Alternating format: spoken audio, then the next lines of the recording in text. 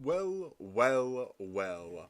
Welcome back, my darling Diamonds in the Rough. I am your favorite talking stone, and today we are back with another katakana, with another hiragana practice stream thing, right? Yes, we are. Let's just check to see if we're live on Twitch and on YouTube. Twitch, I do need to change our title. I keep forgetting to do that. We are doing something. That's all right. All right. It's live. Okay, good. We are live. We started late. I know this is called Schedulemaxxing. I'm going to be talking about my schedule, but I made a schedule, and it immediately got thrown to the bits, thrown to the sides, thrown to the everything. Immediately got cast away like a sad puppy, I guess. I don't know what I'm saying. But anyway, before we start our katakana and hiragana, I want to show something. We were struggling with the little game called I'm Not a Robot. We were struggling with it a lot. And the DDR level, the Dance Dance Revolution, I'm going to call it that. I don't know if it's called that, but I'm going to call it that. Well, I was complaining about a combination of me being terrible at the game, which, I thought I was, and also the lag. However, that's not the case, apparently. No, it was just the lag, because on the first try of me doing it off stream, I nailed it. I nailed it on the first try. 300 things correct or something like that. I don't have the clip of me doing it. I have my live reaction though, because I thought it would take a while. And I thought I wouldn't get it. So I'm gonna try to pull it up to see what we have. And let me just update Twitch pretty quickly. Thank you. Updating now. That's cool and all. Let's hop on over. And I know our stuff is a bit weird and wonky. Yeah, we don't really need this. Whoa, I don't need the border. Let me try adding a capture. Sorry, I should have had this set up. I didn't think of it. And I know there's no music or sound to make this any easier. There's nothing in here at all. So please forgive me for my lack of preparation. And let me try to set it up now. Right. Window capture. Music. Let's just call it that.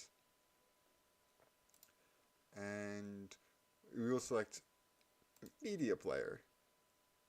Right. This should be it. Whoa, it's huge. We don't need it this big. Live stone reaction to live stone reaction, I guess. Let's put it there. Whoa. Wait, what did I just do? Oh, Control Z. That's why sorry, I'm messing things up. I meant to move music down here. Meant to move music down here. Live stone reaction to a live stone reaction. This is what it automatically records to these sounds. Let's take a listen. Let's take a gander. My reaction to my reaction. Let's go. Stone is back after that little break, and guess what? Wait, let's restart. Hey, Stone is back after that little break, and guess what? Oh wow, you cannot hear this. You cannot hear this at all. First try. Give me a minute. The first try I did. Let's rewind. Let's up the volume, and I will go quiet. Sorry about that. 1, 2. Test. Hey, Stone is back after that little break, and guess what? I beat it. First try. The first try I did, I beat it. And you don't know how livid I am. I turn off stream once, and my computer magically works better. It's super forgiving, and I am incredibly frustrated, but now it's finally over. It is finally over. I am so chuffed to bits. I hit 310 notes, missed 26. Who cares? 92% accuracy. Oh my. It wasn't even that hard. It wasn't. I thought I sucked at the game, and I did suck at the game, but guess what? It was just the lag. It was just lag. I didn't run OBS at all. I should have at least tried to record it. I'm livid. I am livid that this was easy. I thought I was going to have to like grind this for maybe another hour, but no. First try. First try apparently is good. Well, now I'm just going to probably cut back to stream. So, enjoy this. Because I sure won't. I'm upsetty. I'm quite upset. Yeah, I was really, really upset by that. Here, let me just knock that out of the way. We'll go back to just chatting, and then we'll open up our music, because it feels very awkward without our music up. It feels very awkward. I should have had it up. I was playing it, and then I don't know what happened. So let's get back to our comfy and relaxing songs. If it'll load. I really hope it'll load, because it's not loading. Try one more time. There we go. We reopen media player. Oh, it's going to blast, actually. So let me go to here. And let's hope it loads. Hello, Maple. How are you? I'm doing well. I hope you are also doing well. For the past couple of days, I've been struggling with I'm Not a Robot. The video, and wow, the music's back on. The music is back on, but I wonder if that's a good thing or a bad thing. Let me check. Still a little loud. We'll dial it back a little bit. Also, it doesn't help that my microphone's very soft. But I hope you're doing well. But yes, we were struggling with this new, I'm going to call it the world's hardest game, because it's the hardest game that I'm going to beat. I'm going to beat it right before I start. In fact, do I have it queued up? I do. So let's hop on over and let's round up the game. And this level 47, Din Don Don. I have beat you. I can claim this verify button. Thank you very. It reset.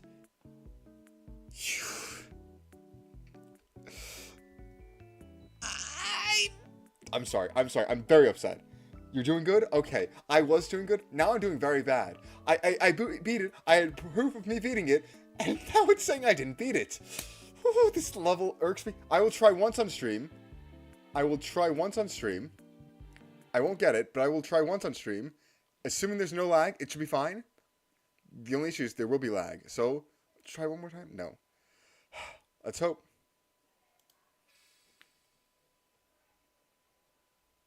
Oh, no, we are cooked. We are cooked. We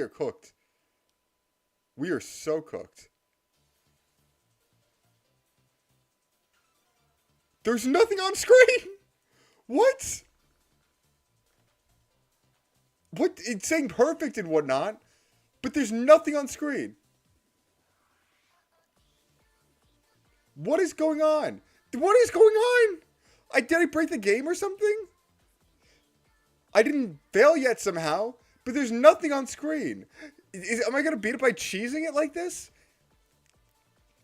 I am pressing all my arrow keys at once. It might be bugged. It's more than might be. It's more than might be bugged.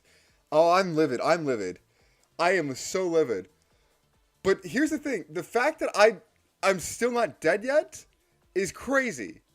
Maybe I bugged it just the right way? Is this my vengeance?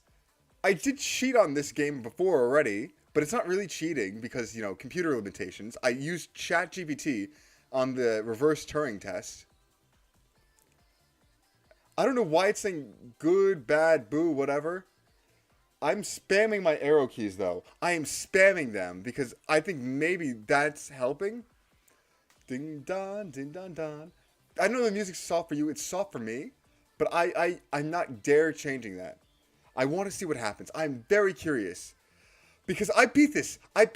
And it took one try off stream. But I did it for an hour on stream. And I didn't realize how much the lag was hurting me. But my first moment off stream on this like minute 47 song, I cooked. I did it well. And what's going to happen? I don't know what's going on. I'm going to put back on my BGM though. Okay, that's nice at least. Oh, let me make sure that it's looping. We played the whole song. But it's not... What the heck? I don't know what's going on. I really don't know what's going on. This game is irking me so hard. It is irking me. I guess we won't beat it today. I guess we won't beat it today. I specifically saved it. I should have pressed verify. I should have moved on to the next one, but I wanted to save it for today. Because I have no idea what's the next level. I have no idea, but at least I know what I'm doing off stream now. Off stream, I will grind it. I will try to grind it. Man, I am very upset by this. I'm very upset. I'm so sad. I'm so sad. I'm too invested in this game. I'm calling this the world's hardest game. I'm going to make this in a video or something. I will call it the world's hardest game. Oh, but let me sound check. I don't know if I sound checked or anything. Yes, I'm devastated. It's ridiculous. It is so ridiculous. Oh my goodness gracious. Here, I'm beating that level off stream, and if the next level is the end of the game, I might have to do that off stream. Like, I don't know. But oh my goodness, because I know we're right at the end too. So I just didn't want to spoil myself before. But oh my goodness gracious. I can't prove that I am human, and it hurts me. It hurts me so much. Okay, there we go. I'm trying to go back to the site because the learning Japanese site that I use, because it was not set up, but it is now. So I think now, you know, we're mildly aggravated. We got our jimmies all rustled, but we can hop right back into the actual meat and potatoes of this stream, and that is our little katakana, a little hiragana practice. Lovely, lovely, lovely, lovely. Right. Without further ado, let's take it a little slowly this first time. This is Hyo. This is Jo. This is Te. This is Yu. This is Ri. And now I think we can speed it up and yap about maybe other things. Maybe. I did mention well, the title of the stream is the title of this stream is Schedulemaxxing, and I have been maxing my schedules. I do have to admit, I have been maxing my schedules. I made a schedule the past few days. Oh, fun! I'm currently trying to troubleshoot a new VTuber software I was recommended, so I'm kind of lurking. Oh, awesome! That software is so interesting. I've been needing to switch off of PNG2. Well, I'm not sure if I should move off of PNG Tuber Maker. That's what I use for my little stone guy. I just can't find the sensitivity settings right now, and sometimes it's a little bit buggy, but it barely works. It barely works, and that's good for me. But that's cool. Hope it goes well, and I hope you enjoy the stream. Whether you're lurking or chatting, I hope you enjoy it. But yeah, what was I saying? Oh my, what was I saying? Why did I have that popped up? I don't know. I was saying scheduling. Yes, for what feels like the first time in my life, I have been trying to make a proper schedule for things. Not a fully fleshed out schedule, but I've been making a daily schedule. And it makes everything feel significantly easier. I say that. I made it today. Like, morning, in the middle of the day, I was like, okay, I had time, so I just wrote out the things that I wanted to do. The things I wanted to do, the things I was going to do. And I did it for the week, or what my general week would be. And, man, I spent a lot of time just going to work. I spend a lot of time doing boring, everyday activities that I have to do. It's not fun. But it is. But I need to do it to have fun, and it's conflicting. It's conflicting. But after that, I'm able to flesh out when my free time is, or what I can do with my free time. And I wanted to get back into reading. I read a book in July. I believe it was July. I've not read a book since July. I have not read a book since July, and it's not that good. I want to get back into reading. I still have some books on my desk that I need to read, like one's like I think a more mystery based book, like a bunch of entries, like the Twyford Code. I hope that's a good book. It seems more like a theory crafter's ode. It has a lot of things, a lot of speculation, not really a formal narrator, but rather just a bunch of articles. It's on my desk. It's right in front of me. I want to read it. Have not started reading it. But I think I might carve out time to read 40 hours a week, which is, sorry, 40 hours. No. 40 minutes a week, which is not a lot. But it's a significant increase from zero. It is a significant increase from zero. So I'm hoping to somehow flesh that in my schedule, because right now I just have it listed as leisure editing, leisure read, leisure something, my free time. I have it spotted out as that, as stuff I can do whatever I want with it. But I want to do fun stuff, because I'm going to be completely honest. Sometimes I spend my free time just kind of relaxing, playing video games by myself. 40 hours a week reading? Yeah, no, absolutely not. Absolutely not. No, 40 minutes. 40 minutes a week. It's not... Yeah, I part of me wishes I could read... I wish I had the mental fortitude to read 40 hours a week. I definitely don't have the time, but I also definitely don't have the fortitude. I think reading is fun. I think reading can be fun, at least. I want reading to be fun for me, because it's such an interesting hobby. It's one of the hobbies you can say that, oh yeah, I read as a hobby, and then no one will ask you about well, some people might ask you about the books you read. But it's one of those hobbies that is universally accepted to be looked up upon, I guess. I don't know what the word is. Appreciated in someone. I feel like it's one of the more respected hobbies. So I want to be... but I'm doing it for... But I want to read for myself, not for any other reason. I'm not doing it for other people. I'm not trying to impress my grandma or anything. I'm just trying to have fun. Because the books are interesting. Some person just sat down and wrote this out and was like, man, this might be good. And people thought it might be good. So I guess it's a bit of a bandwagon then. I'm bandwagoning onto the good books because they've been promoted. What does this one say? Buy one, get one 50% off. Okay, I thought that was a New York Times bestseller. But no, it's just buy one, get one 50% off. Thank you, Barnes & Nobles. I like having physical media in my hands. Let's see what this says. What even is this book? Because I bought it so long ago. Let's read the synopsis, and then I'll get... Well, no, I need to... multitasking is not what I should be doing. But I want to get excited for this book. Even though I'm not going to read it first. I have another book that I've been in mid-read for the past 3 months. The Murder of Mr. Wickham.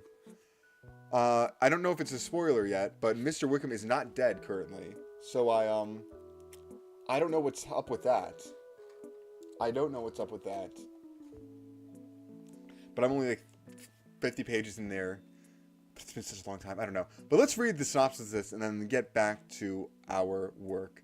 Right. Synopsis of the Twyford Code. 40 years ago, Stephen Smithy found a copy of a famous children's book. I'm sorry, it's so dark in here. I can't see. That does not... Oh, that makes it better. I'm sorry. My lights are off except for the backlight on my desk. My dad gave me a copy of the entirety of Berserk a couple of years ago, and I haven't touched it. Oh, Berserk, like the manga collection? Is it a manga collection? Or I know the anime exists. I believe it's based on the manga. I would never watch the anime, but I would read the manga. I hear it's good. I don't know. Is it based off a manga? Or is it based off a visual novel? Or... I don't know, but that's cool. I like physical media, but I need to touch it and read it. Manga collection. Okay, good. That's... Well, not good, but... That's nice. That's cool. It's one of the more respected works, even with such a infamous anime adaptation. So that's really cool. You read that, and I'll read my books. My not picture books. My long. Whoa! Hold up. I was. Oh, that's funny. I'm sorry. I just opened the book and I just pulled out a card from there. like a postcard thing. And I realized I was actually using this to flatten like a piece of paper that got bent. And it's been so long that I forgot. Oh, that's funny. Wow, how long has that been in there? That must have been there for months. Because, yeah, I had that photo. It was actually like a postcard, like photograph thing that I kind of, I don't know how to say lost. I lost it when lost in quotations. I lost it when I redecorated my desk, and now I just found it, and it was inside the book. Is there anything else in the book? Just a lot of words. A lot of words, but fun words. Anyways, let's read the synopsis and then get back to solving. Because I want to hype myself up on this because it seems like a puzzling book. It has a lot of different entries, and I think the reader is supposed to concoct what happened. Like, this chapter, if you want to call it, it's called Audio Files Batch 9. And it's just an audio file. And it's a puzzle like that. But let's read the synopsis because I'm getting sidetracked so much. 40 years ago, Stephen Smithy, found a copy of a famous children's book by disgraced author Edith Twyford. Its margins full of strange markings and annotations. His remedial English teacher, Miss Lies, saw the mysterious book and became convinced a message in a secret code ran through all of Twyford's novels. Soon after, she took the class on a field trip and disappeared. Now out of prison after a long stretch, Smithy decides to investigate the mystery that has haunted him for decades. In a series of voice recordings on an old iPhone, he visits the people and places of his childhood for clues as to where Miss Lies may have gone that day.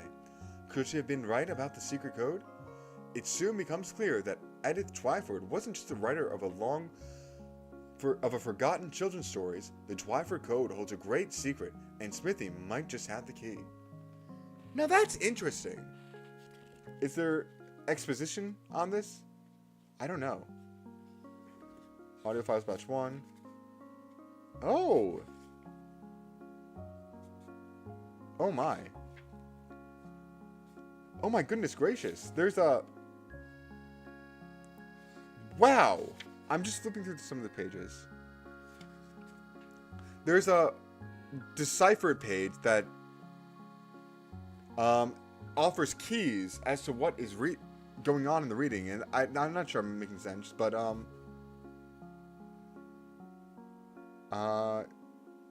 let's see. Like, it'll use parentheses for indecipherable verbal comments, parentheses with a dot for a small pause, parentheses with 3 dots for a longer pause, and that's interesting. I've never seen a book have like a syllabus like that. It's a really interesting book. That's why I picked it up. But I picked it up over 6 months ago. I might have picked it up in 2024, actually. I don't know where their seat is, but I might have. Oh my goodness gracious. I want to buy more books. I do want to buy more books. I want to get... Oh man, reading is... It seems like such a fun thing. I watch shows. Why can't I read? Because a lot of the shows are kind of... A lot of the shows I watch a lot of seasonal slop. And it's, not the best. But its entertainment is probably better. So why can't I enjoy it? Right. My boyfriend gave me a golden bookmark of a Japanese steam engine that he got on his trip to Tokyo, and I can't find it, unfortunately. I really like that. Oh, I'm so sorry. That seems really cool, though. Steam engine, golden steam engine. Oh my, that's a really cool bookmark. That's awesome. Sorry. The bookmark is awesome, and it's awesome that he got you it as a gift, because I feel that is a really nice souvenir to pick up for someone. I should clarify that, because it is absolutely terrible that you can't find that amazing bookmark, that one you really like. I'm so sorry for you.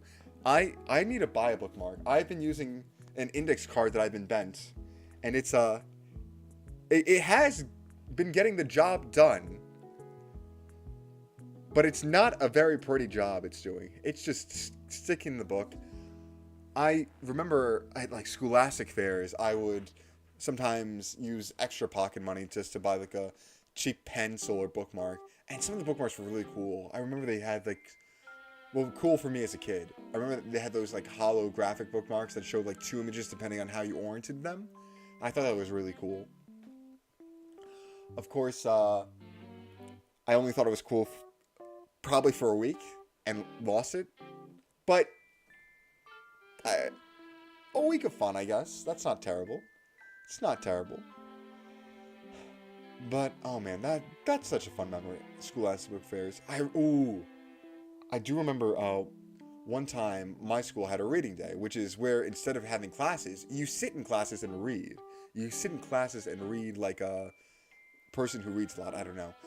But I forgot to bring my book. I forgot to bring my book, so I would just read ahead in my my English class, my literature class, whatever you want to call it. It's, assignments, because this was in like middle school. It wasn't real assignments. So I read ahead in the book, and I remember, and I actually managed to finish whatever stories that were kind of ahead on in English class. So I kind of spoiled it for myself. And I remember later on, when we finally get to that unit, we go through and the teacher's like, oh, right, and who could have predicted X, Y, Z part? And I was like, I did. I knew it was going to happen. Because as a child, even though I spoiled it for myself, at that moment in time, I kind of knew, and I kind of forgot I spoiled it. Not forgot I spoiled it for myself. I'm not saying it correctly, but I just kind of was like cocky, like I know everything because I read ahead, and I flexed. Well, I did what I thought was flexing by saying I knew that, like a bratty child. It was funny. I miss elementary school. I never bought books, only posters and neat little trinkets like kneadable erasers. Kneadable erasers? I'm sorry. I need to Google that because I'm not exactly sure what that is. Kneadable eraser. I remember collecting like cool erasers and trading them with classmates, but a kneadable eraser specifically. Oh, that's cool. It's like almost like a clay. Like clay's not the right word, but it's like this brick of. That's cool. I've never seen that before. Can I go in images? I just need to see that. Wow. Yeah, it's like some sort of putty. That's really cool. That's awesome.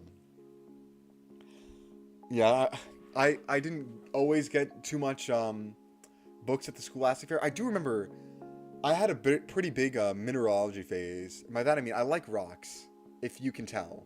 I like rocks. I like shiny rocks. I like the chemistry of rocks. I like the history of rocks. I thought rocks were really cool, especially in middle school. Oh, Play-Doh racers, essentially? Yeah, they look really sick, though. They look really sick. And posters and neat little trinkets. I definitely capitalized on the neat trinkets. I bought a lot of pencils. I bought like a rubber pencil, which was funny, but also was not a very good pencil. It was very awkward to hold. It was very awkward to hold. Like a little floppy pencil. Was it am I misremembering? Was it just the end that was floppy? I don't know. I just remember I didn't use it for actually writing things. Or maybe it was a pen. I don't know. It was a floppy something. And it was weird to like jiggle around. Like I remember that good old pencil trick where if you like raise your finger up and down with it, makes it look like the pencil's rubber. And then we have an actual rubber pencil, quote unquote, and that was fun. Oh yeah, the mineralogy book. It came with I only bought it because it came with a collection of cool stones. And I don't know if I actually read the book, but I like the cool stones. I remember one was like a nice, was it a white quartz or was it a clear quartz? I don't even remember, but it was pretty. A lot of pretty rocks. I'm getting back into my mineralogy phase. I'm getting back into it. I want to go one day to like a site where they allow you to mine for your own stones. I want to do that so badly. And I've been looking up sites where they allow you to do that. Like there's this one, I believe this is this garnet mine in New York State. But it's probably an hour past Albany. And that probably, if you don't know New York State geography, it's not that probably good. It's very north. It is relative to New York City. I guess it'd probably be like a 5-hour drive. It's so, maybe not 5 hours, but it's so incredibly, maybe 3 hours. I don't know why I said 5 hours. I don't know though. It is so far out of the way. But it is the only mine that is reasonable distance away from New York State that I saw in my very, very limited research. Only reasonable mine that I saw. I was like, do I take a trip? Do I spend about like 10 hours in the car driving and whatever just to stand in the sun all day and mine rocks and hope the weather isn't atrocious? Do I get my clothes all dirty just to see a rock? And I'm very tempted to. I'm very tempted to. It is just irking the back of my mind because I do want to visit upstate New York. I remember going to Cooperstown once because my brother was a big baseball kind of guy. My sibling, big baseball person. So I went to Cooperstown for him really, and it's really nice upstate. I think upstate New York is pretty nice, but I rarely go there. By rarely go there, I mean I haven't been there probably in over a decade, if I'm being completely honest. But there's so much to do, and the ice cream is immaculate. The ice cream is immaculate. I am a glutton for a lot of delicious treats. Ice cream is one of them. And I don't know why. I think there's dairy farms upstate, but upstate New York has some of the best ice cream I've ever tasted. And it's been such a long time. And the custard, oh my. The custard, the ice cream, oh, it is so...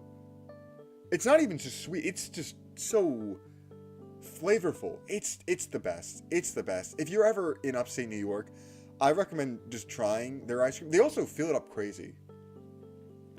They might give you like a big old cone with maybe, what's that, like 6 inch, no, not, probably like 8 inches of ice cream on top of that. And that's their medium. That is their medium. It's a glutton's paradise. And then I am feeling quite gluttonous. It is a glutton's paradise. If you like ice cream, you will love upstate New York, I think. I don't know. That's probably not a good reason to justify an incredibly long drive, but ice cream and rocks. Oh my. Ooh, that is actually really tempting. That is really tempting. Ice cream and rocks. Oh. And garnets are really pretty rocks too. They have that nice deep red hue. Oh my. Oh my. I'm so tempted. I'm so tempted. I need to find something closer to me so I can nip that in the bud. I can nip that in the bud and just put it on the shelf and forget about it. Because I like a lot of shiny rocks. I don't know what my favorite is. Is it sapphire? I do like sapphire. I like sapphires more than rubies. And I always recall that fun fact that the only difference between a sapphire and a ruby is the sapphire has a little bit extra chromium in it that gives it a blue hue. I don't know why I remember that. I don't know why I remember. Oh, I do know why I remember that. No, I don't know why I remember that. I'm sorry. I recall the memory in high school when we had to go over elements. We had to do elements, and the person who went before me had chromium. And they mentioned that chromium was in stainless steel, and that's what kept it stainless, or was part of it that kept it stainless. I think that I could be misremembering. I don't really know. But I specifically remember they did not mention that chromium sapphire fact. They did not mention that. So I have no idea where I had this tidbit of knowledge from. But man, I do like sapphires. I think they're really pretty. Rubies are cool too. Rubies are probably the more classic, more famous of the two stones, but I think sapphires have the more allure to them. Because us sapphire stands really are dedicated. I say that. I don't have a single sapphire. I don't own a single sapphire. No, I don't. I would like to. I'm not opposed to that. I kind of want to buy some. I want to buy a tungsten cube. I know that's completely different from rubies and sapphires, but I want to buy a little tungsten cube because tungsten is, what is it? The most dense metal on the planet. The most dense thing. I want to buy it. I want to buy a little tungsten cube and feel it. And I was like, whoa! I want to feel how surprised I am at how heavy this thing is when it's so small. The volume is so different. I want to be surprised by the tungsten cube. I just think rocks are neat. I really just think rocks are neat. But I do love my sapphires. I remember in middle school, I had to do a project on mica. Like muscovite mica. Just a little paper on it. I don't know why. I don't remember. I think it was good for conductors, and it had like a sheet-like thing. Not a sheet-like thing, but it came off in like it came apart in like sheets. Like you could shear it off of itself, and it'd be like a sheet. And I don't remember why. I believe it also had a red hue, similar to rubies and garnets. But I don't remember. Oh, and galena. That's one I definitely had to write a paper on. I don't know why. Galena is, the main composition for it, I believe, is lead sulfate, PBS. PB for lead and S for sulfur. I don't remember too much. But I remember doing projects, and I remember that galena is actually a really good ore for silver. I think silver bonds with the oil or something. I'm not sure what the lore of ore is. Man, I really should research how stones come about, specifically like crystals and geodes. I believe my biggest knowledge from it is probably Pokemon Platinum. I know in the underground region, when you go underground, you can plant your gems in the wall or whatever crystals they are, and they'll grow. And obviously that's Pokemon original stretch. Obviously that's unique to Pokemon. That's not a real world phenomenon, is what I'm trying to say.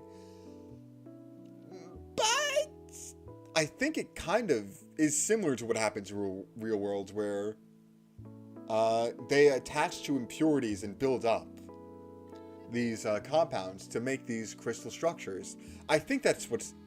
I really need to study mineralogy, because I am very fascinated by rocks. I am very, very fascinated by rocks, and I want to know them better. I want to understand them. I want to be their friend. I am their friend. I'm a rock. I'm a little limestone. Limestone is fun. Though I remember being very terrified that a lot of rocks around me, I believe, were limestone when I first learned about them in middle school, and limestone does not like water. Limestone erodes in water, I believe, and that can create potholes, and giant potholes at that. And the idea of just there being some giant cave behind me that's about to cave in, that's creating this giant pothole that's sucking me in, did scare me more than it should have, because potholes don't really affect me, I guess. Well, sorry, no, they definitely do. Sinkholes. Why are we saying potholes? Potholes 100% affect me. I have to deal with potholes every day. But sinkholes, those don't. Those don't affect me. I've never encountered a sinkhole in real life. But for some reason, I was terrified of a sinkhole just randomly appearing and swallowing me whole. I guess it's one of those act of God things that people care about. Like something that's just like considered a phenomenon that you have absolutely no control over. And I think the lack of control is kind of terrifying. So I do understand the logic behind my phobia, the logic behind my fear. But, you know, it's been like, do I want to say like 10 years since? I don't know how long it's been since I was that afraid of potholes. It's been like a decade maybe. More than that, I don't know. The point is, I'm still undefeated, sinkholes. You haven't came for me yet. I'm still standing stronger than I've ever been. And you're not even here. You're not even here. You're just somewhere in the ground, far away from me, not affecting me at all. Oh, I'm sorry. I'm thinking of rocks and caves and stuff. And I remember, I believe there's like this, what is it called? This eternal flame. I was looking up state parks, like New Jersey and New York state parks, because I want to visit more state parks. I want to see different geographies. I want to specifically go on like the, what is it? The Appalachian? What are they called? Is that the right one? Is that the, yeah, the Appalachian Mountains are big thing on the East Coast, and I am East Coast of the United States, and I am someone who is on an East Coast state, so I want to traverse their land because I've been to a few state parks. I mentioned this. I think I mentioned this a while ago. I went to Rockefeller State Park in where is that? It's in New York. It's not new. It's actually not too far from the city. I think there's a train that goes to the town adjacent. I don't know. But point is, it was a really beautiful park. It had a bunch of different landscapes. I have videos of it. I kind of want to make one big video of it and post it, but I've been wanting that for a while. I've been wanting to make it for a while, and I haven't been doing it yet. But it was beautiful. It was beautiful. I did almost die. I went there on a whim because, you know, I had to drive relatives somewhere to that area. And it was like, ooh, I'm in the area. What's around here? And it showed a state park. And it was like, I'm game. Let's ball. So I went there on a whim. It's a state park. I believe it was like $6 to park there, which isn't bad. And it goes to the park, so I don't mind paying that. So I parked there, I head in, and it's like maybe 11 o'clock in the morning, and something about me, I don't really eat breakfast. I also was not dressed. Well, actually, I was dressed decently. I had pants on and a polo shirt, and like a heavy polo, but light pants, which is weird. A weird thing, but I was feeling stylish. And for some reason, I don't know, I had sunscreen with me because I was supposed to give it to my relatives. I forgot to give it to my relatives. So I had the sunscreen on me. So I was good there. My hair was amazing. It was amazing. Spoiler, it did not stay amazing. And I go to the state park, and it's 11 o'clock, and I enter. I did not have breakfast. I did not bring anything with me, but just a hope full of dreams. And I start walking around, and it's beautiful. Everything's beautiful. And there's so many different landscapes that you can take pictures of. It felt like I was visiting 3 different state parks at once. It was insane. And then I get a little lost, and I meet a wonderful horse named Stetson. I had its business card. I lost it. I lost his business card. But I actually got to take a picture with Stetson. Stetson's a really cool horse at Rockefeller State Park. If you're ever in the area, I hope you can see him. I just wandered to him on a whim because I was lost. I took a picture with him, and my hair was a mess. And I continue my walk, and I decide, you know what? I'm going to walk to their amphitheater, which is a pretty far walk. I think to walk to the amphitheater from where I was in the park was probably at least 4 miles. But I go there. It's nice. I'm dying of thirst, though, because I did not pack water. I'm very peckish because I did not eat food, and I did not bring food. It's like, all right, time to head back. And I make a wrong turn, which adds 2 miles to the trek back, and blah, blah, blah. Point is, at the end of the day, I walked a little bit less than 14 miles in total. With no food, no beverage, and it was not good. No, it was a great experience, though. It was a great experience. I would do it again, but I just probably would not make the wrong turn again. I just probably would go the right way again. Maybe I also wouldn't go completely out of the way before going to the amphitheater. But I absolutely did enjoy it. I would recommend it to anyone who's nearby Rockefeller State Park, wherever that is, to go visit there at least once, because it is a cool experience. I walked across a bridge with that spanned across a highway, and the wood for some of it was actually missing, and some of it was creaky, and I was feeling like I was going to fall over. Also, the barrier, the railing, whatever you want to call it, was not particularly high up, so I was actually able to film the highway.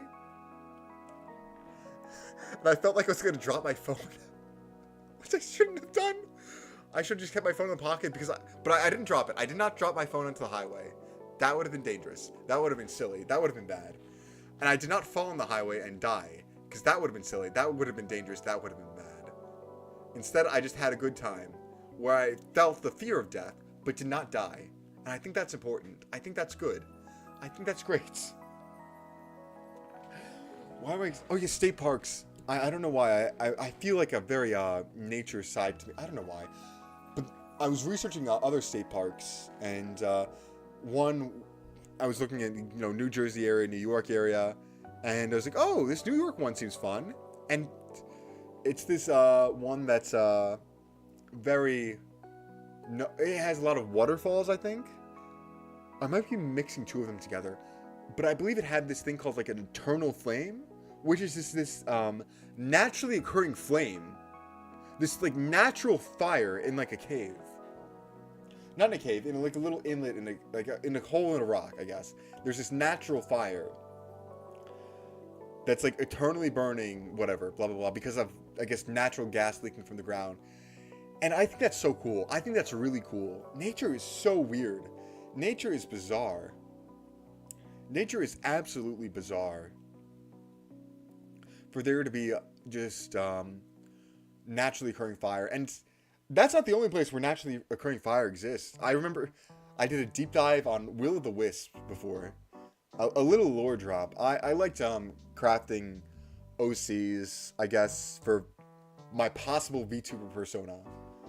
And one of my OC's ideas was a Will-o'-the-Wisp themed one, maybe a Jack-o'-lantern themed one. So I was looking into Will-o'-the-Wisps, and I liked seeing how they varied across different cultures and interpretations. They can lead you to glory, they can lead you to misery, I guess. They lead you to your fate. Fate mainly being death, maybe treasure as well. Some of them were delts, scorned souls. Some of them were children who drowned in rivers and were calling you to the river to drown yourself. And then, of course, shout out to the Jack-o'-lantern, Stingy Jack. Stingy Jack is this Irish folklore legend, I believe. My memory is a little bit foggy, but I believe he's the inspiration for the Jack-o'-lantern. So shout out to all you Halloween fanatics. This one's for you. So there's this guy named Stingy Jack. He's this Irish dude who is very broke and very drunk. And he's at this bar, and then Satan walks into the bar, because of course Satan walks in, and he says, "Hey Jack, you know how you're dying today and going to heck? No? Well, you're dying today and you're going to heck." And Jack's like, "Man, that stinks. Can you at least, like, can I at least get another drink?" And Satan's like, well, Jack, you know what? Sure, go ahead." He's like, "Thanks, Satan. Oh, I'm broke. Could you turn into money so I can buy a drink?" And Satan's like, "You know what? Sure, it's your last drink. Might as well." So he turns himself into a coin. And Jack takes the coin and does not buy a drink, but rather puts it into his pocket, which has a cross, and keeps it that way, and basically just leaves the bar, not dead, not going to heck. That's his first encounter with Satan, and apparently, I think eventually they part ways, blah, blah, blah. And the second encounter, I think they were like a meadow or something, or by a tree or something, and if I remember correctly, I don't really remember correctly. I should really look this up, because it was really fun looking into. Basically, Satan's like, "Jack, fool me once, shame on me.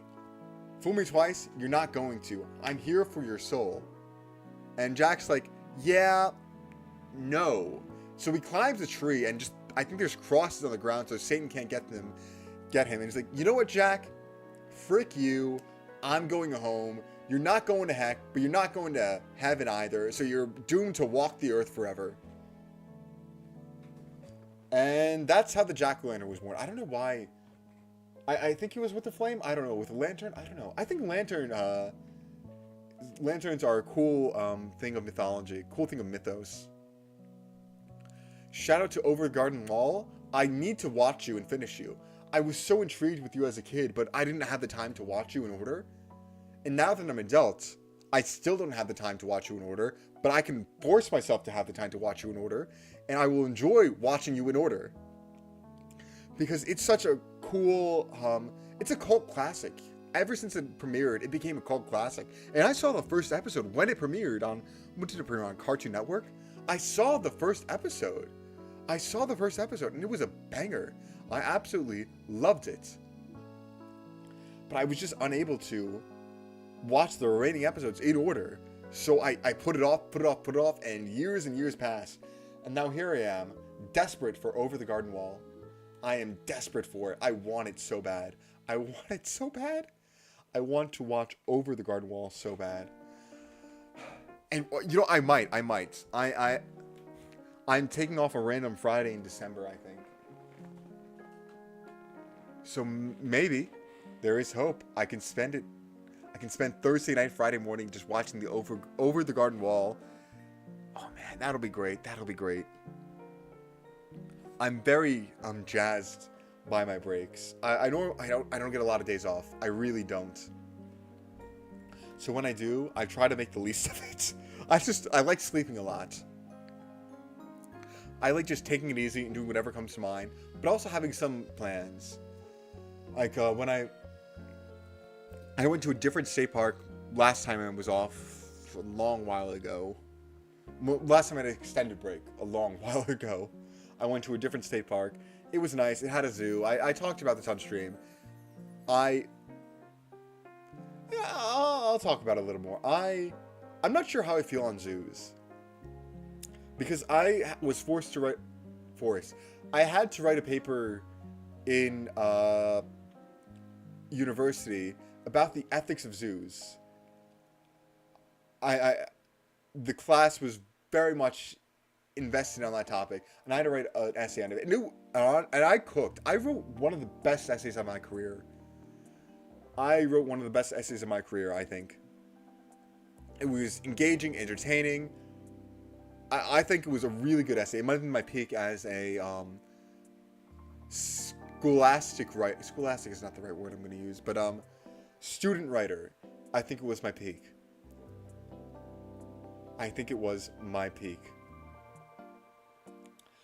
But I had to consider the pros and cons of the ethicalities of zoos and blah blah blah.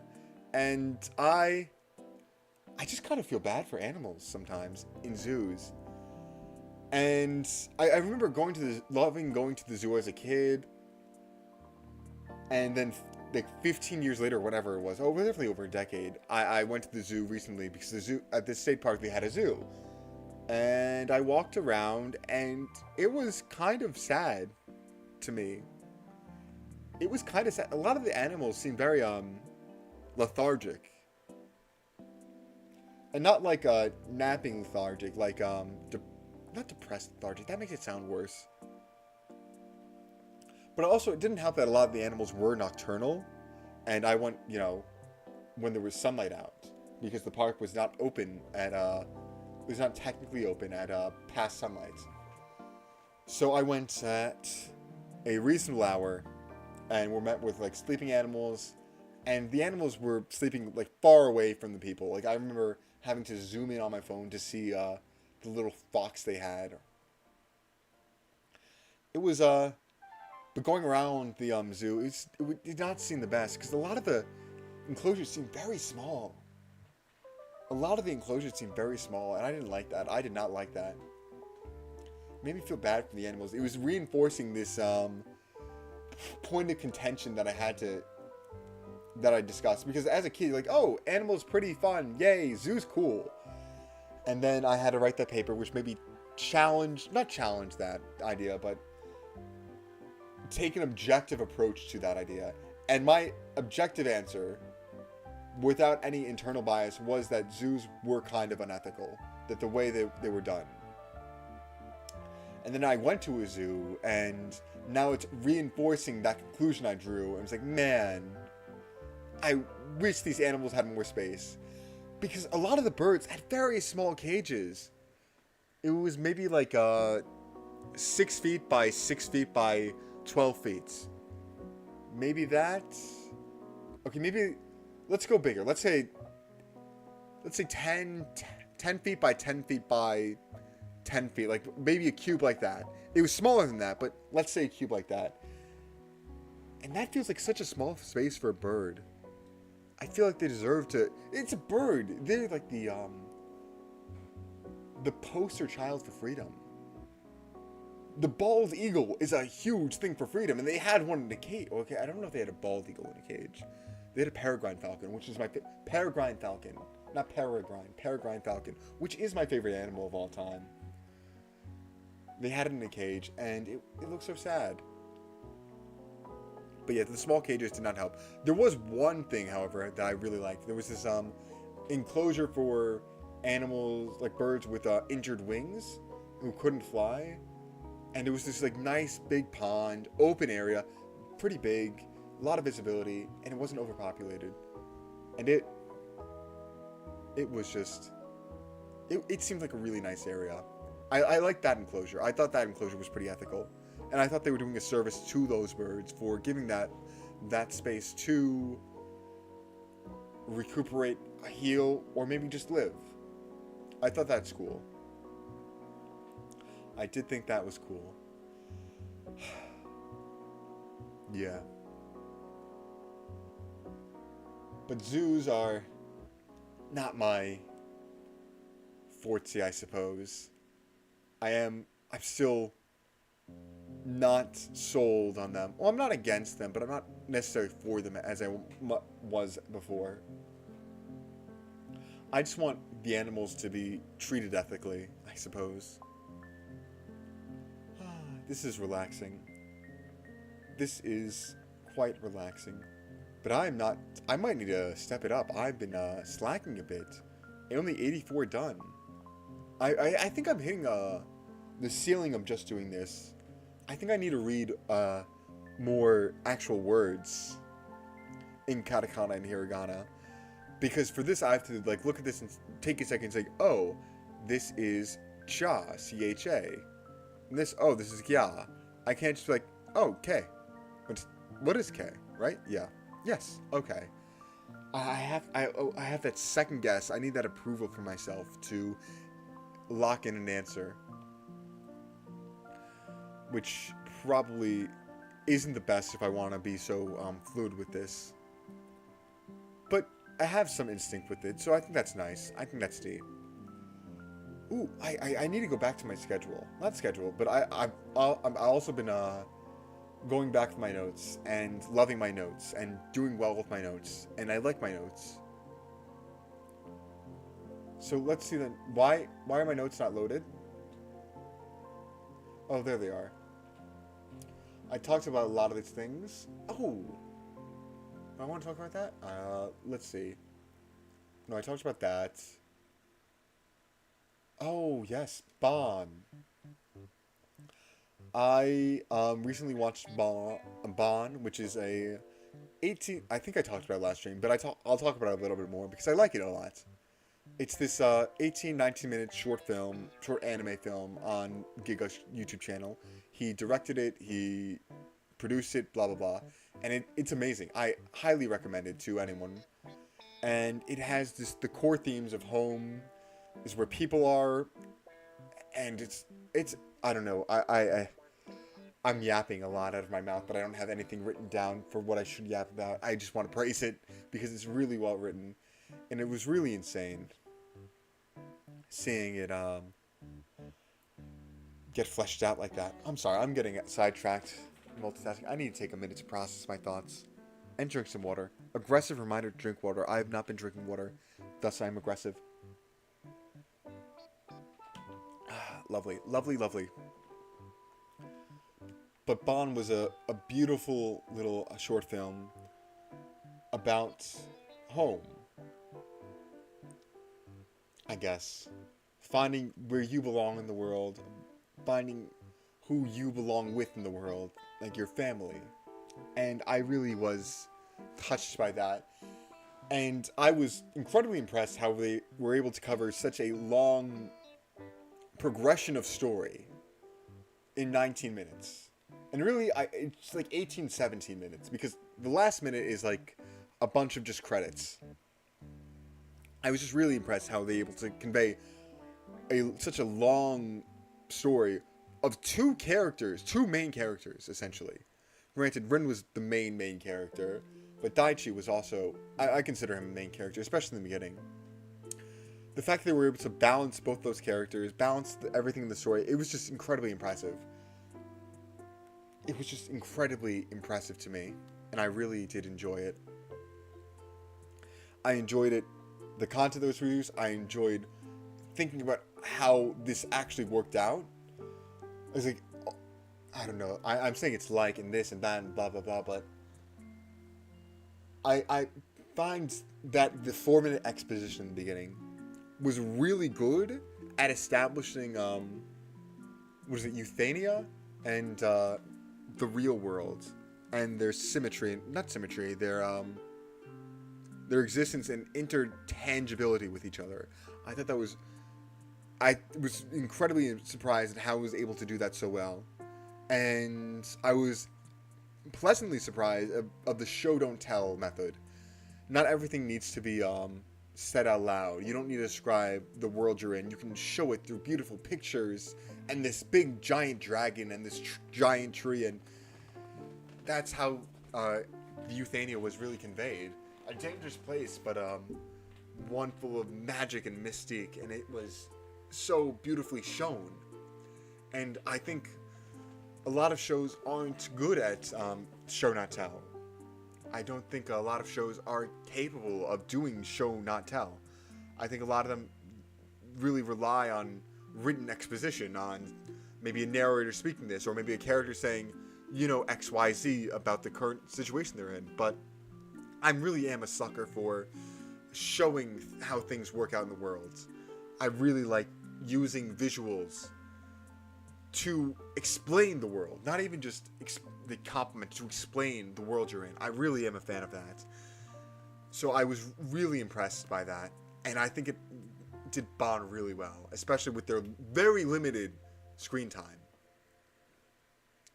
And the dubcast, I recently watched CDawg VA's video on how he was the director for it.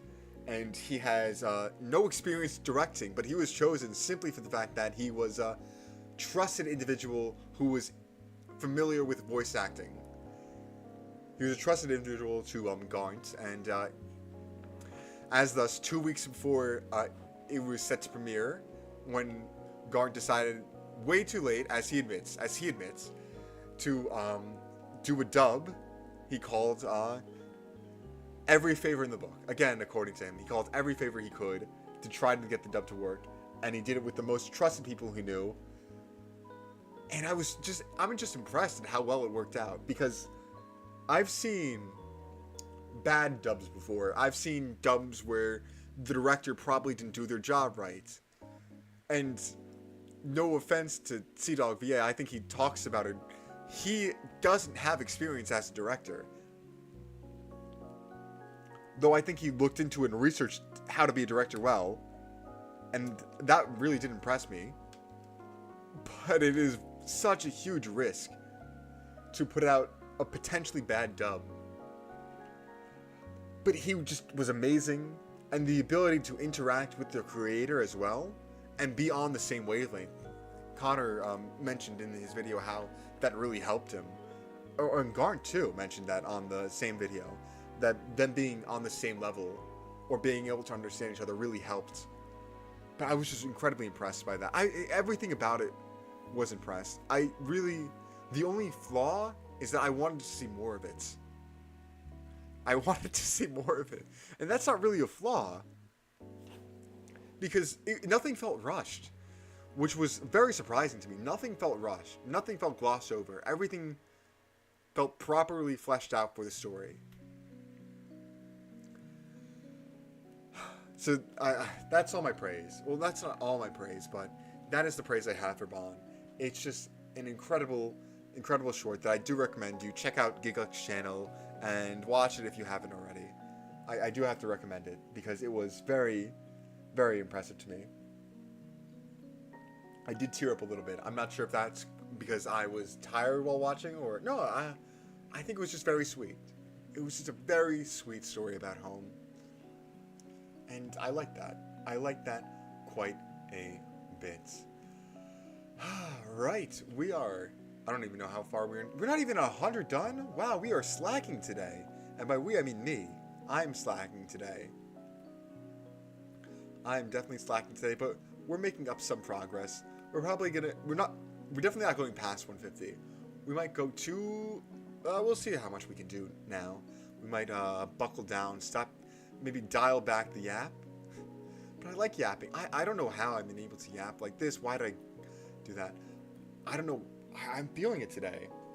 I'm feeling yapping today. I don't know why. I had a pretty bad start to my day, in the sense where I went to work in this place that was hot and smelly, and I had to stay there an extra 40 minutes because my manager wanted to stay an extra 40 minutes, and I can't leave without him, and it was a pain.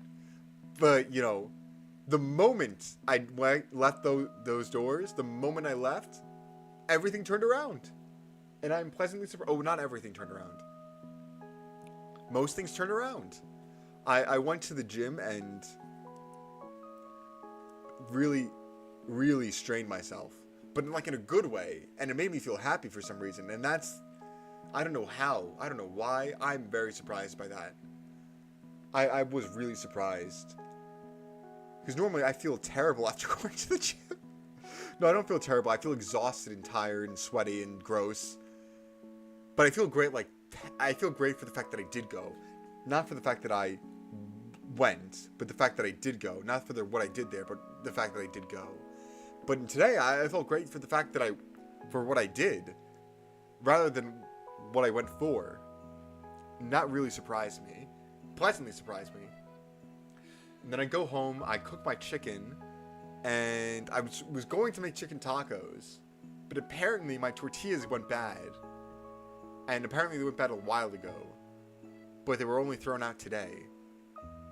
So at least I didn't get food poisoning, but my chicken tacos were kind of open concepts. By that I mean, there was no taco, it was just chicken. I did have 2 slices of bread as well, like a peasant. I had 2 slices of bread like a peasant. They were, they looked appetizing. They were not that appetizing. I put some salt and garlic powder on them to make like a impromptu garlic bread. But the garlic powder tasted off. It tasted like onion powder a little bit, and I don't know why. Maybe, I thought someone poured onion powder in my garlic powder. I don't know. I really am perplexed by that. I am quite perplexed by that, but... Whew, oh my. And I forget what this is. I think this is goo. It is. Huh. Maybe I should trust my gut more. I want to, yeah, I want to get a gut feeling about everything. Oh, that's bae. Okay, maybe less of a gut feeling, more of a gut understanding. That would be good. That would be good. But yeah, I'm surprised I'm able to yap so much today. I'm surprised. I think this is a good day. But my tongue, my throat does not usually... No, my brain. It's my brain that usually can't keep up with what I desire to say. It's my brain that can't usually keep up. So I really am surprised. And I kind of went through most of my notes. By that I mean I didn't have a lot of notes. I used most of my notes on Sunday stream. Sunday streams, plural. That was fun. Doing 2 different streams on Sunday. I did not plan them well, and I'm still quite peeved that I am yet to beat I'm Not a Robot. I will beat it tomorrow. I will probably do it off stream. I will record it. But you will see my reaction eventually. You will see. That I promise. Because it's on the schedule. It is on the schedule to edit the video. It is on the schedule to edit that video. So it will be edited. Eventually it will be edited. Well, that's cool. Oh yeah, because it didn't have the dots. Oh, silly me. Silly me. Meh. And this is a lovely little boo. I'm leaning too far forward in my chair. My back was really hurting. Actually, my neck. I think I had very bad posture. I do know why. It's because I had to contort myself into weird, I don't know. Work is work, I suppose. Work is work. It has its ups, it has its downs. But at the end of the day, it feels my wallet and allows me to buy groceries. And that's all I can ask for, I guess. I like eating good food. I'm considering even eating ice cream after this stream, because ice cream is delicious. I have some Ben & Jerry's that I got on sale the other day, and it is really, really tempting me. It's been tempting me, but I haven't found a good time to eat it. I'm not sure if today is a good time to eat it, but man, I am peckish. I am peckish. I am hopeful. I might indulge myself. I might indulge myself. Ben & Jerry's is just so delicious to me. I love texture in food. I love texture, and Ben & Jerry's does texture so well. Ben & Jerry's just does texture so very well that I whenever it's on sale, I kind of force myself to get it, even if it's not a good sale. But I always get it on a good sale, but only on a sale. Though now they release those bigger, what are they, quarts almost? And those are good. And those are good, well priced as well, but I think there's a lack of flavors. There is, not that I think, there is a lack of flavors, comparatively to the normal Ben & Jerry's. So I do limit how much I buy of that. But I think the portion control is better. For me, at least, I think it's better. Actually, is it better? I'm not sure. I just eat, I eat out of the carton, but it's also my ice cream. So it's just like its own cup that I don't have to wash. That I feel justified. I'm certain there are carton eaters for both the pint size and the big sizes. I eat out of I eat out of the cup. I eat out of the box, whatever you want to call it. I eat out of it because it's mine. It's mine. I don't have to worry about cross-culture contaminations. What flavor of ice cream do you like? In general, ooh, I like a rich vanilla. I like a nice rich chocolate as well. I like twists, like vanilla and chocolate. But for Ben & Jerry's specifically, I like the milk and cookies. I like the half-baked. Half-baked's always been my favorite ever since college, because in college they gave us like points to spend at the college convenience store that came with the meal pan that we had to get, and I didn't really need stuff from the college convenience store, so I would spend mine on ice cream from the store. And the ice cream they would always have in stock for Ben & Jerry's, the ice cream I'd always get from there, is half-baked. And it was delicious. I do love Ben & Jerry's half-baked. As for other ice cream flavors, I do like a good custard. Though it's been such a long while since I've had like a custard, frozen custard, whatever you want to call it. It's been a while. But a vanilla chocolate twist is probably, for just ice cream flavors, just the ice cream itself, I like the twist. I like the balance. Ooh, gelato though. Gelato, I have to go chocolate. Gelato chocolate is just so incredible. It is incredible. It is so rich. It is everything that you could ever ask for in a chocolate. When the chocolate is that rich, oh man, that's just so good. It brings tears to my eyes. It brings tears to my eyes. A nice, rich chocolate gelato. It's so good. I need to get gelato. Oh, my wallet though. I don't want to hurt my wallet. But like, gelato from a store is, oh, I need it. I will definitely, the next time I have gelato, you will hear about it. I will yap about it on stream. Tofu, I will yap about it on stream. I don't know when it will be. But man, the next time I see a gelato store in like a mall or something, I'm not sure if I'm going to be able to pass it. Ice cream, I can pass. Because I have my frozen ice cream. Okay, that's not passing. That's definitely not passing. I can pass a ice cream store in general because I know at the end of the day I'll have some at home. I'll have ice cream at home. But gelato, that's like a once in a blue moon opportunity. And the gelato places look really good. Oh man, that is. I'm. There is saliva forming inside my mouth. I'm not drooling yet, but emphasis on yet. Emphasis on yet because oh my, I really, really, really am a fan of gelato. I don't know. When I was in 5th grade, we were allowed to do a project on anything we wanted. Anything in the world. Anything beyond the world, even. What I chose was ice cream. I did the history of ice cream. I believe it dated back down before 5000 BC with, like, ice pops, essentially. I forget when exactly milk came into the play to make, like, a frozen creamy treat, like an ice cream.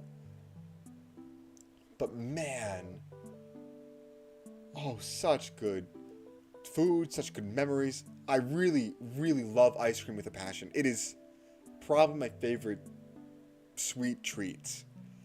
It is just absolutely the best.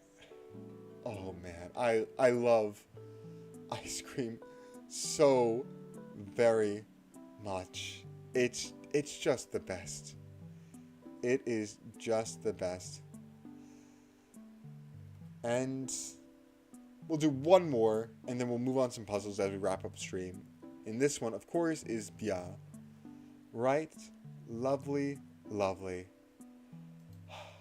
That is... Ah, man. Thank you for bringing back up ice cream. I always love talking about ice cream because ice cream is delicious. Ice cream is delicious. And now another aggressive reminder to drink water because staying hydrated is great. Water is also great. I remember when I was younger, I used to always drink milk. I don't know why milk specifically, but I would always drink milk. And it was good. It was really good. I really liked milk for some reason when I was younger. Like a lot like milk. I drank milk more than water, more than any other beverage. And then when I was 6, I switched over to drinking water. And I still drink milk. Milk is probably my 3rd most drank beverage behind water and iced tea. I really do like iced tea now. I really do like iced tea. Iced tea is great. But milk is still up there. Do I drink anything else more than milk? I don't think so. I think iced tea and then milk. Yeah. Right? I think we're going to do some chess.com puzzles. I think we're going to do the daily puzzle. And I think we're going to do just some normal puzzles. Let's hop right in and begin chess.com's daily puzzle. Okay, we're in a critical position. Find a way to material. This is not the daily puzzle. I'm sorry. Let me load up the daily puzzle. And from there, we can do what we wanted to do. And should I do a sound check? I haven't done a sound check in a while, so let me sound check quickly.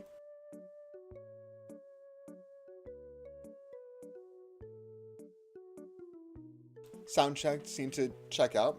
Maybe I can make this sound a little higher for the music. Oh, that's fine. Right, let's hop right in. Katakana chain relaxation. Ooh, I actually I actually play the Katakana. So this is interesting to me. I could probably use this in prep. So the first thing I see is that there's a lot of tension on this square, which is not loading. There it is. Between the knight, the bishop, the queen. We have our knight, and our bishop, our queen, and our pawn defending. But it can force a trade.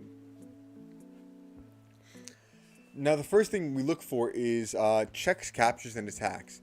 I see 2 checks, our bishop check and our queen check, both of which are blocked by either this pawn move, maybe this knight move, maybe this knight move. So it's probably not that. Second thing is captures. Easiest capture to spot is knight takes. And if queen takes, we win the bishop. Obviously they wouldn't happen, so they danger our levels by taking our bishop, threatening the queen. Then maybe we can do it. Wait. So right now the material is even. Oh. But then I can check. You'd have to block somehow, either with this or this. Probably not that, because I just take. But then that allows me to take, and you don't really have anything, so... Yeah. Wait, but then my knight is still hanging. I forgot to calculate the hanging knight. I forgot to calculate the hanging knight. My queen is threatened. I think queen check is the right move. And then what do we do with our knight? We have to go somewhere with it. Maybe we sack it? No. Can't go back here, otherwise we just lose the knight for free.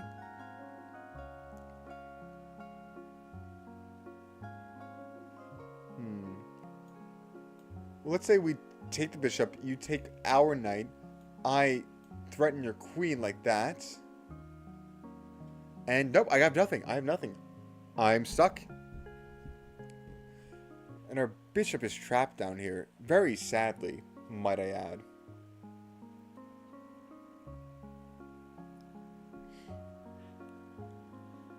Here, maybe I could, instead of checking, I could threaten to take this? No.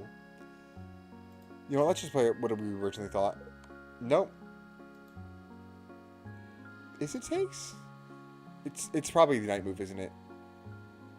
Oh no, it is queen. So queen takes? Huh, what did I miss? Oh, this? No? Oh my goodness gracious, how did I not see that? Take the free bishop. I'm sorry. I should have seen that. Let's go to daily puzzles now. Not daily puzzles, but Puzzle Rush or whatever it's called. Man, I missed that. Can't believe I missed that. That's so silly of me. That is so strange. Alright, now daily puzzle is loading. Our record is 39 on here, so let's see if we can break 40 today. Let's play in survival mode because I like having time to think.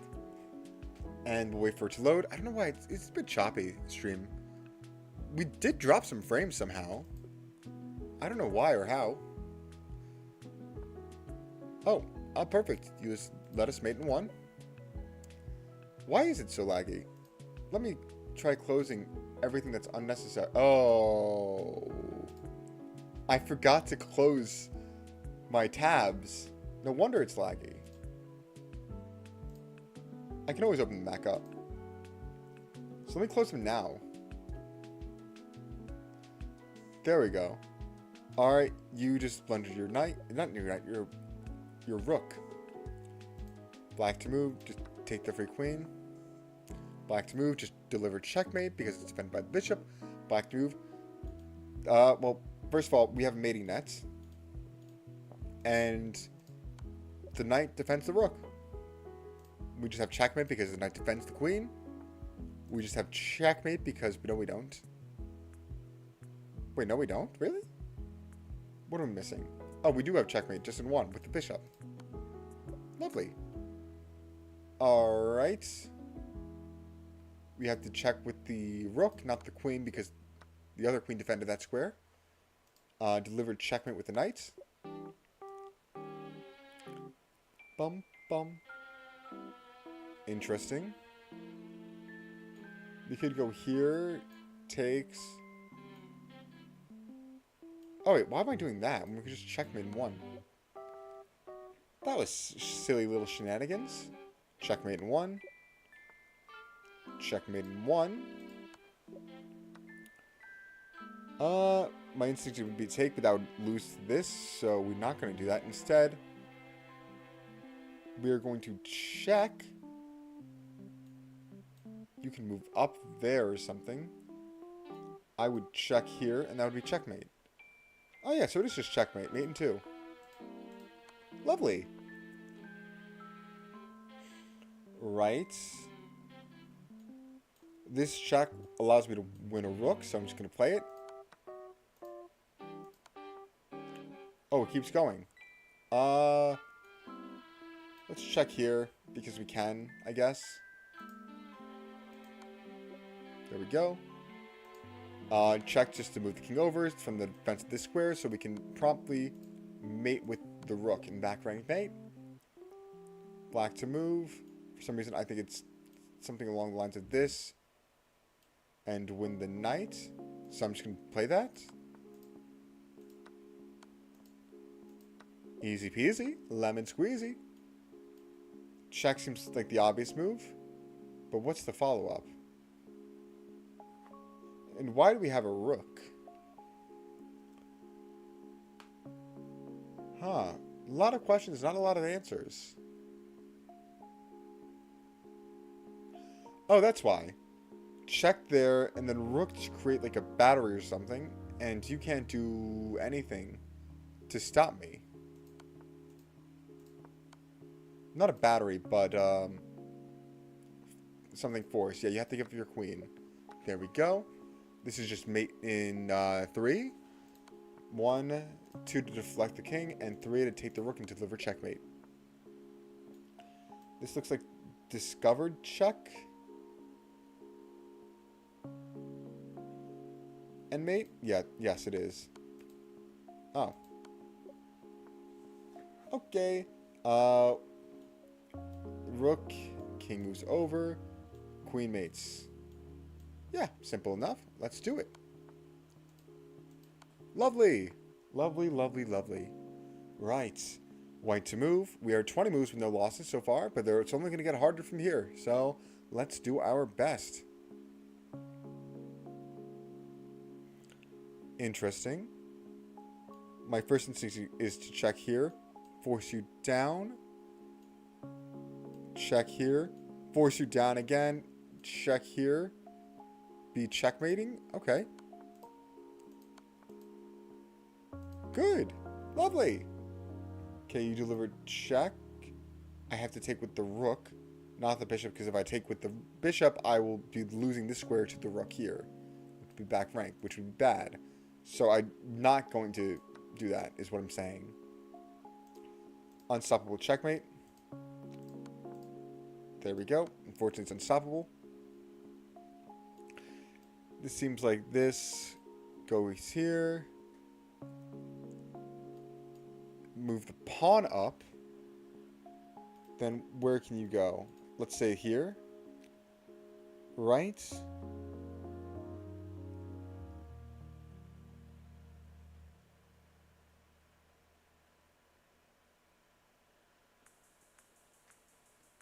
Huh. Well, this is less fun. Well, let's do the first move first. First 2 moves, I think.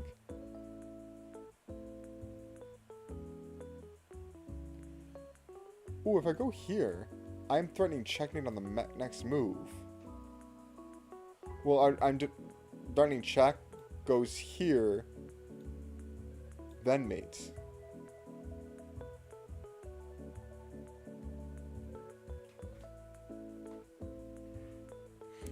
Huh. So I wonder, what can we do then? What can we do?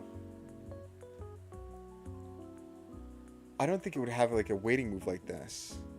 And not at this level. If we go here, then... No, sorry. If we, Why did I say that?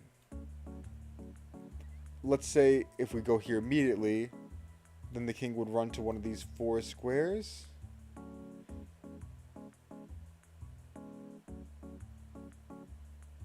Huh.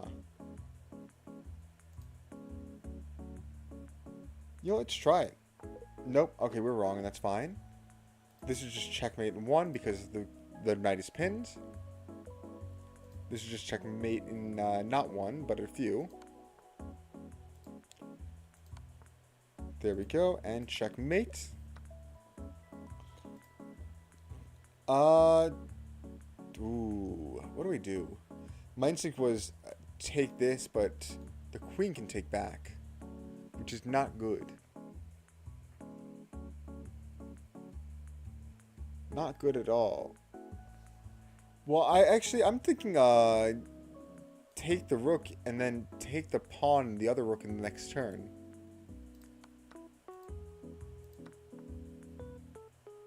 Interesting. I don't think you have really anything. There we go. Checkmate in one. Black to move. So I have these 4 squares to move. Right? Right. Up is the only one that guarantees that queen on the next move, barring the sack of the rook.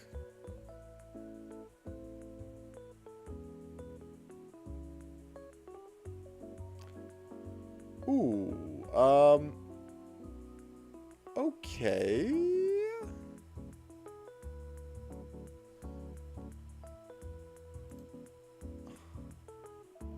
What if I go here? You have this, I have this. Okay, no, we're good.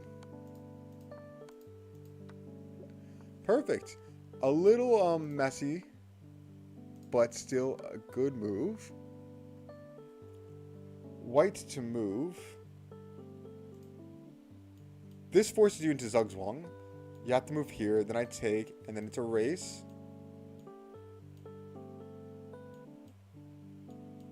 And then I queen, you queen. Oh, sorry, I rook, and I deliver checkmate with the rook. So yeah.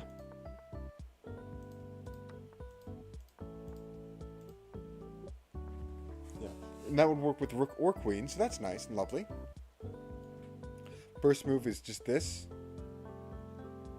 It only leaves open this square, if I recall. And then we follow up with this for checkmate. So yeah, simple enough. Lovely. Well, I can't take this because then checkmate. I can, however, what can I do actually? Oh no. I take the queen, you take with whatever. I take, you take back, let's say with a rook. I take the bishop. There we go, easy enough.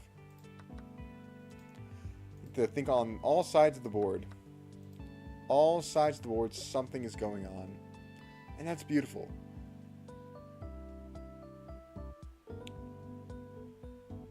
This looks like a fork, because it is, but unfortunately you can take my knight. So, let's just trade, then fork. Lovely. This, then this, basically wins a bishop for free, minimum. This is just checkmate in one, so I'd rather play that.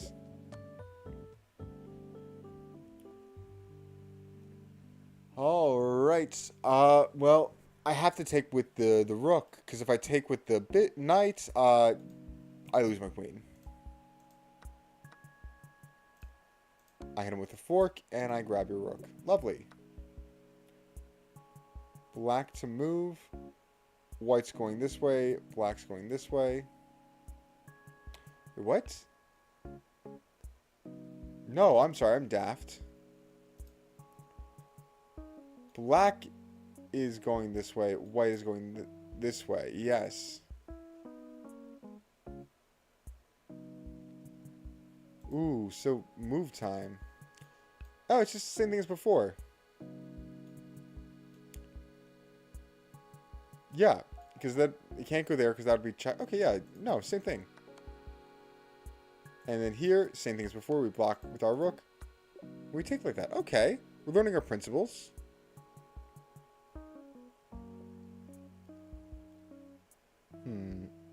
I'm thinking takes.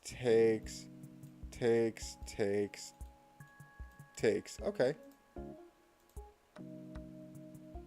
We'll take with the rook for check, and then checkmate with the queen. Lovely. Huh. This one's a bit iffy, because I can go there. I can go there. But I can only force perpetual.